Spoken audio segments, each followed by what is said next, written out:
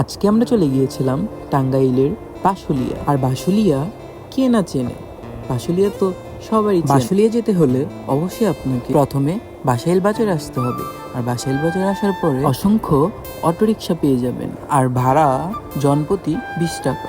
আমাদের সাথে যেহেতু বাইক ছিল, এর জন্য আমরা অটো করে যাই। আর বাঁশুলিয়া যাওয়ার রাস্তা বাইক রাইডারদের জন্য অনেক সুন্দর একটা রাস্তা। এই রাস্তায় বাইক চালাইতে অনেক ভালো লাগে। কথা বলতে বলতে চলে এসেছি বাঁশুলিয়া। বাঁশুলিয়া আসার পর আপনারা দেখতে পারবেন অসংখ্য নৌকা, আর এই নৌকাগুলোর ভাড়া খুবই কম।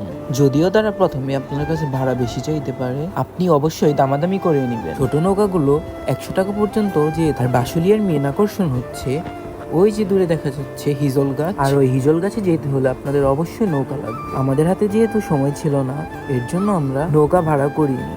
এমন সুন্দর ওয়েদার একমাত্র বাঁশুলিয়াতেই পাবেন। বিকেল 4টার পর থেকে অনেক মানুষজন আসা যাওয়া করে। আপনারা ভুল করে কখনো দুপুরবেলায় যাবেন না, কারণ দুপুরবেলায় অনেক রোদ থাকে। আর এই বড় নৌকাগুলো নিতে ভাড়া অবশ্যই বেশি দিতে হবে। যারা ফ্যামিলি নিয়ে আসবেন তারা অবশ্যই বড় নৌকাটা নেওয়ার চেষ্টা করবে। এখানে আসলে দেখতে পারবেন অসংখ্য খাবারের দোকান। আমাদের চারপাশের ভিউ এনজয় করতে করতে অনেক ভালোই লাগতেছে। এমন জায়গায় আসলে কার না ভালো লাগে। টাঙ্গাইলের অন্যতম এক দর্শনীয় স্থানের মধ্যে এই বাঁশুলিয়া অন্যতম এক। বাঁশুলিয়ায় প্রত্যেক দিন হাজার হাজার পর্যটক এসে থাকে। আপনি কেন দেরি করছেন? আপনিও চলে আসুন টাঙ্গাইলের বাঁশুলিয়া। আজকের ব্লগ এই পর্যন্তই। পরবর্তী ব্লগে আবার দেখা হবে।